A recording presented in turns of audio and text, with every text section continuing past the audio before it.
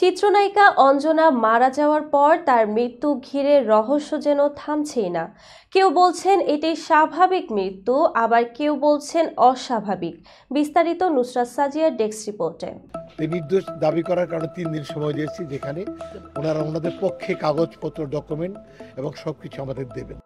জাতীয় চলচ্চিত্র পুরস্কারপ্রাপ্ত অভিনেত্রী অঞ্জনা রহমান গত 4 জানুয়ারি বঙ্গবন্ধু শেখ মুজিব মেডিকেল বিশ্ববিদ্যালয়ে চিকিৎসাধীন অবস্থায় মারা গেছেন।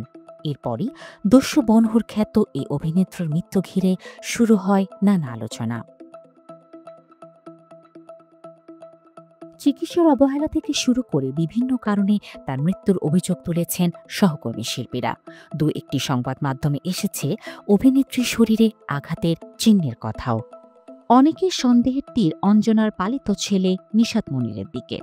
এসব অভিযোগের প্রেক্ষিতে চিত্রনায়ক ও শিল্পী সমিতির সহসভাপতি ডিএ তায়েবকে প্রধান করে 5 সদস্যের একটি ছায়া তদন্ত কমিটি গঠন করা হয়েছে। কমিটিকে 3 দিনের মধ্যে প্রতিবেদন জমা দিতে বলা হয়েছে।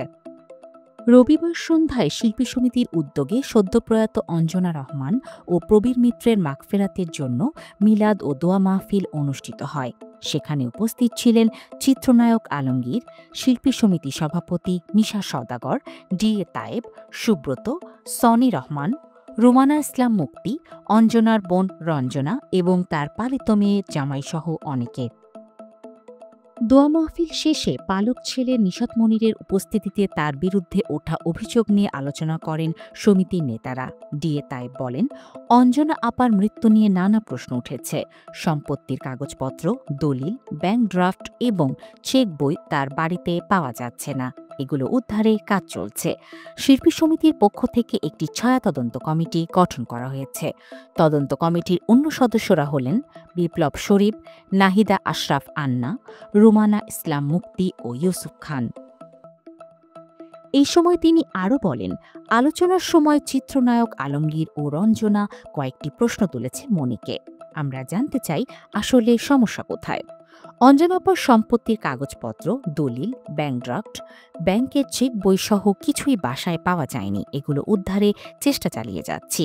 সেগুলো পাওয়া গেলে আমরা শিল্পী সমিতির পক্ষ থেকে যে কোনো সিদ্ধান্ত যাব। তাই বলেন, অঞ্জনা আপার পৈতৃক সম্পত্তি ও বিক্রির টাকার হিসেব মেলানো যাচ্ছে না। এ বিষয়ে চিত্রনায়িকা রুমানা ইসলাম মুক্তি, কোরিওগ্রাফার ইউসুফ সহ অনেকেই গুরুত্বপূর্ণ তথ্য জানিয়েছেন।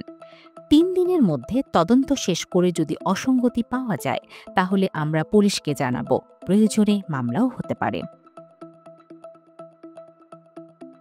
অভিযোগের বিষয়ে পালিত ছেলে নিশাত মনি বলেন, আমার বিরুদ্ধে ওঠা অভিযোগগুলোর উত্তর আমি 3 দিন পর দেব।